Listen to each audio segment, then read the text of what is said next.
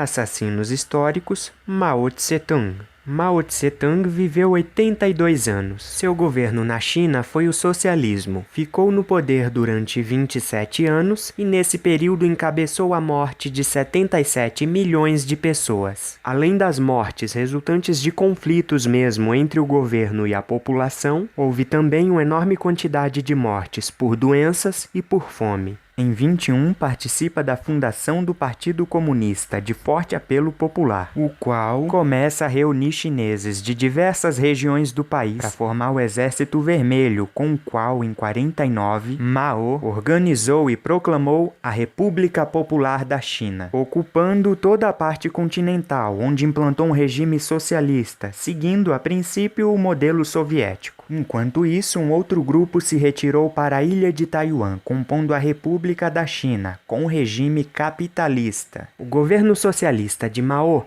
arquitetou e colocou em prática 3 projetos principais: a coletivização forçada, o grande salto à frente, que acabou resultando na Grande Fome, e a revolução cultural. Coletivização forçada. Primeiramente, a China foi dividida em comunas agrárias e comunas industriais, que eram cada uma unidade administrativa, militar e social, como uma espécie de pequena cidade onde a população vivia. Porém, ali o Estado controlava tudo bem de perto: o trabalho, a produção e até a vida pessoal do seu povo.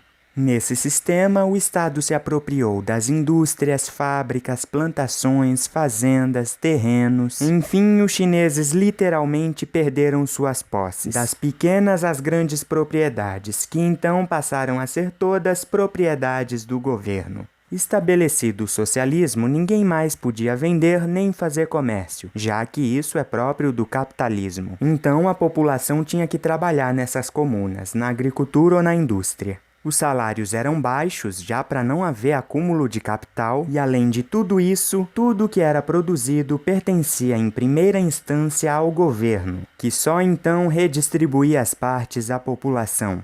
O grande salto à frente foi o projeto de industrializar maciçamente a China, ao ponto de gerar tanta renda que poderiam finalmente alcançar o sonho socialista da igualdade. Porém, se os cidadãos se igualaram em alguma coisa, foi no quesito da miséria. Apesar de a produção ter aumentado, os chineses não tinham fartura, nem podiam sair pegando o que quisessem. Uma vez que tudo pertencia ao Estado, este confiscava os alimentos, destinando uma parte à exportação para ser vendida, e o que ficava na China era regulado como política de exercer controle sobre o povo. Por exemplo, empregava-se o racionamento de comida em idosos, doentes, deficientes, feridos, que eram todos levados de propósito ao limite da fome para que morressem.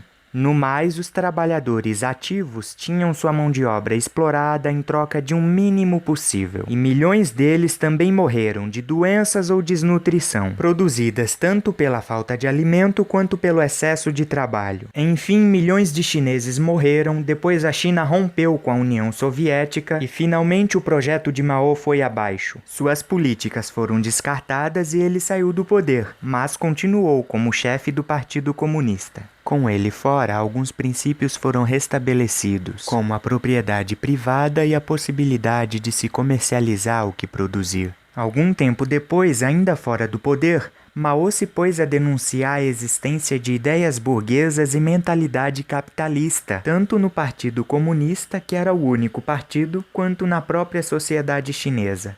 Então começou a mobilizar algumas massas contra os líderes políticos, se reergueu e retornou ao comando da China.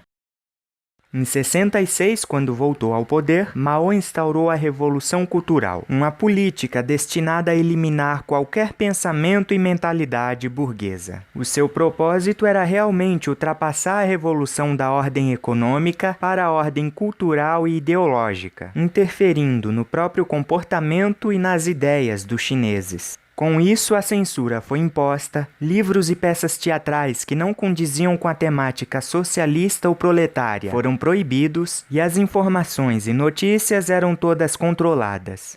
Dois elementos de destaque na Revolução Cultural foram o Livro Vermelho e o Exército Vermelho. O Livro Vermelho, lançado em 64, trata-se de uma coletânea de citações e pensamentos de Mao. Sua leitura era realizada todos os dias em escolas e locais de trabalho. Além disso, citações do livro eram exigidas até mesmo em trabalhos científicos. Foi utilizado para a doutrinação ideológica das massas e para o fortalecimento do culto à figura de Mao, criando em torno dele uma idolatria.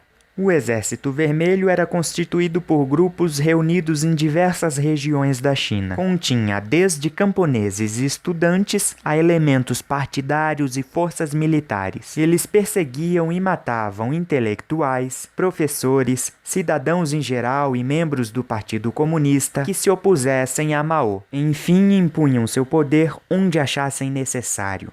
Em 76 ele morreu e o seu projeto foi interrompido.